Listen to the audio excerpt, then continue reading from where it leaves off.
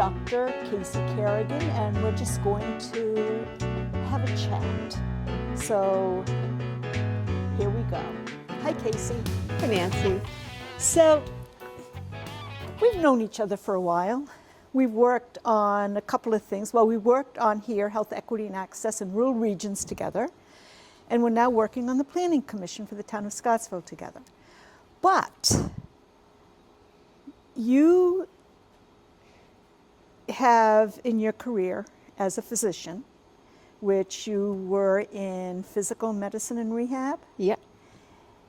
started in Massachusetts, or you did your residency in California? Yep. In California, in Los Angeles. Right. And how was LA at that time? There wasn't good public transit then, so I was in the car a lot. That sounds horrible. Yeah. So you must really love living here because we don't have public transit. But No, yeah. I mean, everything's what, 5 minutes away? Yep. We just have to walk everywhere. Well, It's that might good. be 20, 25 minutes away. Yeah, exactly. But anyway. Yes. Yeah, so very health oriented. Mm-hmm. And so when you were young, like really young, like 5, 6, 7, 8 years old, was there anything that inspired you to become a doctor over, say, a writer or a baseball player or a singer?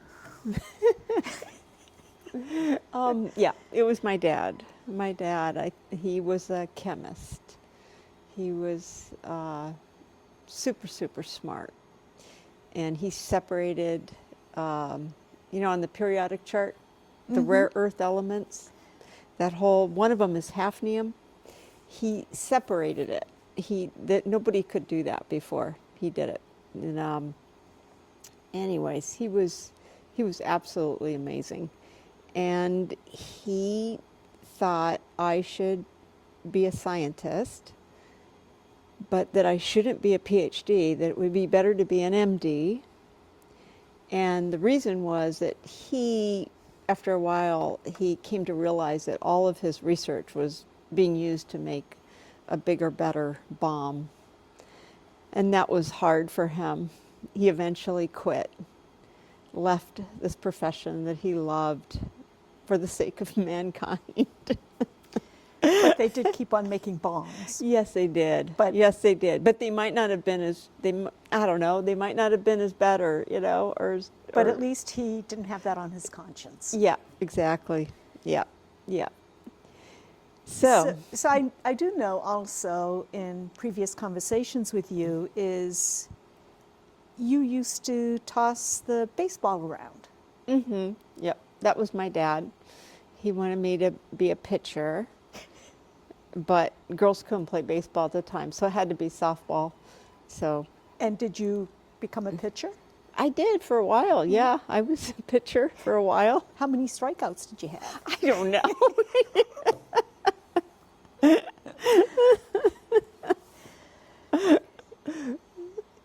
So you grew up in California. You went to undergrad school, I believe, in Chicago. Mm-hmm.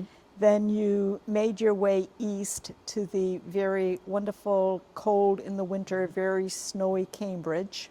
Actually, Boston.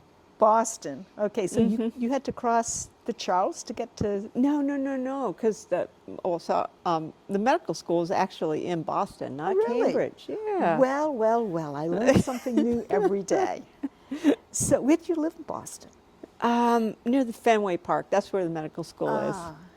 Did you go to any baseball games? Yeah. Did you offer to throw in the Yeah, first sure. pitch? No, because I couldn't throw overhand. It's just underhand. Oh So- well. Oh well. So in Boston, at Harvard Med School, you studied, when you started out, what was your main... Just medicine. That's General? what you go to. Yep. You just go to med school, and it's all the same. And when do you choose the profession you really want? Somewhere in your third or fourth year is when you decide, when you're actually doing clinical rotations. Okay. is when you decide. So what made you select physical medicine and rehab? I was doing neurology, and I had a patient that had a stroke, and there wasn't anything I could do. There wasn't really any medicine, there wasn't surgery, there wasn't anything that could help this patient except for rehab. And I thought, wow, I really want to help this person. This is the best way to do it. And so I chose physical medicine and rehabilitation. I was also fascinated with movement and the science of walking and running. As I remember learning, all about, different organs, how they function. And I remember someone saying, we understand so well how the heart works. We understand it inside and out, the function of the heart. But we do not understand the act of walking. We do why the muscles fire when they fire. What are the forces on the joints? Why do we get arthritis in certain places? We had very little understanding of that. So I was really interested in that, in discovering things we could figure out to make people walk better, move better. So those of you who are listening, you might hear a hum and then some movement. Behind us are a series of 3D printers, which I believe you also designed. And this brings me to something else that I know about you. You're very mechanically oriented. Yes, yes. So, and you look at how we're put together, our bone structure, and how all the different parts work. Mm-hmm. Mm-hmm. Am I kind of stretching it to say there might be a correlation there? I've always been interested in 3D structure, 3D movement, studying movement. We had a laboratory that we could analyze 3D movement of the body, and then break down, what muscles are moving, what's elongating, contracting, and measure all these forces. So so I always thought like three-dimensionally. And then I also have a lot of training in engineering as well. So I had a grant from the NIH that allowed me to take lots and lots of classes at MIT in engineering when I was an attending physician doing research. So wait, did you sleep? Yeah, I slept. Because you're an attending physician and taking engineering classes at the same time. Yeah. And you slept. Yeah, I slept. Okay. Sleep is important. Yes, but it's like, I mean, when you were an attending physician, how many hours did you work a day? A lot. Yeah, I did. And how much time did you spend in engineering classes? I don't know, a lot. I didn't watch a lot of TV, if that helps. Would make Yeah. Were you reading? Well, other than medical journals and things like that? No, I never read any fiction or anything. So you were pretty focused. I was pretty focused and kind of boring, really.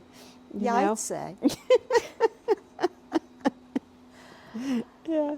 So you've written many, many articles for journals and medical publications. Mm-hmm. Is there one that stands out that you think really tells about your research and what you are now doing? I don't think there's one in particular. We did, and I published over 100 studies, and I think it's really when you look at a bunch of them together that it really starts to gel. It was like an evolution. It wasn't like one particular study. I remember our very first study when I demonstrated, or I guess I should say, our very first study looking at the effect of footwear on biomechanics and discovering that high heel shoes increase the impact on the knees in the exact places where we get arthritis, and might explain why women have twice as much knee arthritis as men. That study was surprising to find that. I mean, It was huge news, right? It was in, I was on 2020 and, You were all on those. 2020? Yes, 2020. Wow.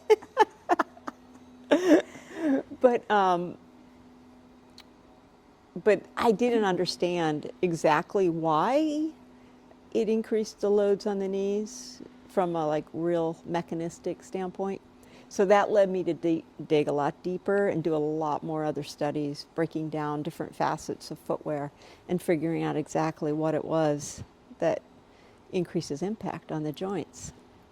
So now, also for our listeners and viewers, this is the first in a series. And Casey's kind of getting ahead of the story right now, but we'll let her do it because this is her. She is being featured in this podcast. So actually, so you're in Boston, and after you graduated, you didn't graduate from residency, but when you finished all of the prerequisites prior to getting that MD and any other thing after your name, what did you do? So after getting the MD, okay, and then after I do my residency? Yep, when you're all done, you're now a full-fledged Well, physician. that's when I started doing all the research I did. So I was a physician, I was doing research, I was going to school, I was doing everything kind of all at once. So, yeah, that's like the academic physician's life. You do a little bit of everything. You're seeing patients, you're doing research, you're teaching, and I guess you have to do a little bit of administration too. So that's Boston. Yeah. And now you're in Scottsville, which you came via Charlottesville. Mm-hmm. How did that happen? So I was recruited by UVA to be the department chair of physical medicine and rehab. And at the time, honestly, I wasn't really interested in being a department chair, but they wanted me bad enough that they built a better lab than I had up at Harvard. And so I had this wonderful lab to look at, not just walking, but running, this incredible force plate. So did your research just expand after you came to exactly. UVA? Yep. I hadn't looked at running until I came to UVA. I had to focus on walking because we didn't have the equipment to look at running. So at UVA we could look at walking and running. Well, that's. So I do want to start closing up. You were living in Charlottesville. Mm-hmm. And you lived in housing development, per se, that had an HOA, I guess. Yeah, Did I it guess have an so. HOA? Yeah. Mm-hmm. Yeah. But you're not a person that really likes rules all that much. Yeah. So how many chickens did you have? Yeah, we had quite a few. And pigs? Pigs. What else did you have? Ducks and geese. The geese were obnoxious. Don't ever get a goose for a pet. I will not. Don't get a goose. So, and you had a tractor. Yeah. Mm-hmm. And then you moved to Scottsville. Yeah. Yes. You also had a factory Yes, in Charlottesville. in Charlottesville that was not attached to your residence. Right. So you didn't break that rule. No. And now you no longer have chickens, Right. They got eaten by a fox. yeah. Yeah. but now you have We have sheep. some sheep, some Yeah, we Katahdin have sheep. Yes. And Katahdin sheep aren't your typical sheep. No. So you don't have to shear them. No, don't have to shear them. And they're really friendly. And they're great. They eat all the vegetation out there, brambles, poison ivy, kudzu. They're awesome. Kudzu? Oh yeah. Yeah. They could have a brilliant career Yes, they in can. this area. So, everybody, what you see here is just a few of the publications that Casey's been involved with, and we're going to sign off. Thank you. And next week, we're actually going to compare her sneakers. It's really wild, so stay tuned. Thank you, Casey. Thanks, Nancy. And as always, if you have a song, a story, an event, or an issue you would like to discuss, perhaps it's time for a conversation. And cut. And cut.